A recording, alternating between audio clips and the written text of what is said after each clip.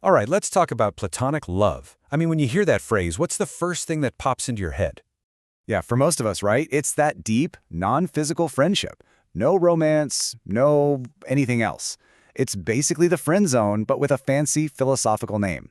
And look, that's totally how we use the term now, and that's fine. But what if I told you the original idea, the one from Plato himself, started somewhere completely different?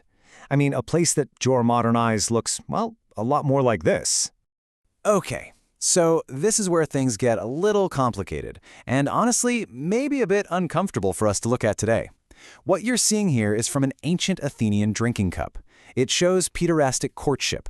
And we have to be clear here. In their time, this was a socially accepted relationship between an adult man and a teenage boy. It's a really difficult concept for us to wrap our heads around, but it is absolutely essential to understand, because this is the world where the original idea of Platonic love was born. Kind of shocking, right? So, to really get what Plato was on about, we have to take a trip back, way back to ancient Athens and this very specific, very structured social custom. It was called paiderastia. Now, in their world, this was a big deal. A structured, recognized relationship, not just some random thing. The ideal, what they said it was about, was education, a mentorship to turn a boy into a virtuous and capable citizen. Of course, the reality was often way more complex, and from our perspective, deeply problematic. So you had two main players in this setup. The Aristes, that was the older lover and mentor, and the Erymenes, the younger beloved and student. The whole system was built on that difference in age and power. But then, onto the scene walks this total game changer, Plato's teacher, Socrates. And he looks at this whole system of love and courtship and basically says, nope, we're going to do this differently. And believe me, he wasn't quiet about it. Socrates famously claimed that the only thing he actually knew was the art of love. I mean, think about that. This is the guy who's famous for saying he knows nothing. So for him to claim this one thing, that's huge. So what made his art of love so different? Well, your typical Athenian suitor, they'd shower the boy with praise, write poems, try to win him over. Socrates, he did the exact opposite. He'd use his famous questioning method to basically show the kid how little he knew, to make him humble. His goal wasn't just to get the guy to like him, it was to light a fire inside him, a desperate need for real wisdom. And that right there was the whole point. That was the big Socratic switcheroo. It was all about taking that powerful, intense energy of desire and pointing it somewhere else, away from just physical stuff and toward a shared, passionate hunt for the truth, a philosophical awakening.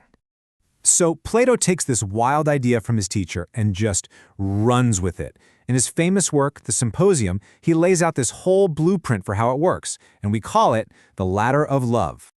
Okay, so here's how you climb this thing. You start on the bottom rung with something we all get, being attracted to one beautiful person. But that's just the start. From there, you learn to see that same kind of beauty in every beautiful body. Then you climb higher. You start to love the beauty of a person's soul, then the beauty you find in good laws and smart ideas. Higher still, you fall in love with knowledge itself. And then finally, you reach the top. You get to see beauty itself, this perfect, unchanging, divine idea of beauty. Now this is super important. The idea isn't to get to the top of the ladder and then, kick the person you started with off the bottom. No. It's about learn to love them in the right way.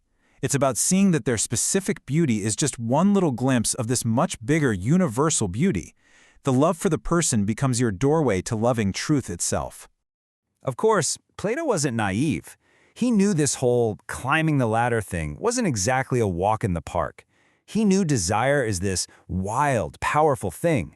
So in another one of his dialogues, the Phaedrus, he gives us this amazing metaphor to explain the struggle inside all of us. Okay, picture this. Your soul is a chariot. You've got the charioteer, that's your reason, holding the reins, and he's trying to control two horses. One is this noble, well-behaved white horse. That's your spirit, your sense of honor. It wants to do the right thing. But then you've got the black horse, and that horse is pure appetite, raw desire, and it's always trying to yank the chariot off the road. So the whole struggle, the whole drama of Platonic love is right there in that chariot. It's reason, the driver, trying to get that good white horse to help him tame the wild black horse of desire. The entire goal is to steer all that incredible energy upward towards that divine beauty we talked about, instead of just letting it drag you down into physical pleasure. All right, let's bring it all home. After all that, what is the real story here? What is Plato actually saying about love? So to really get Plato's final take on love, you have to understand something else first. He thought that a good life, the best possible life, was basically a masterpiece, a work of art.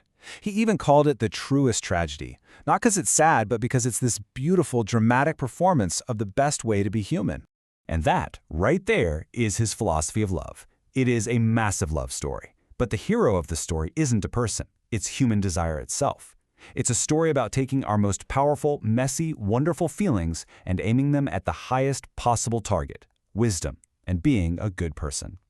So next time someone talks about Platonic love, you'll know it's not about getting rid of desire. It's about transforming it. It's not about loving less. It's about loving something bigger.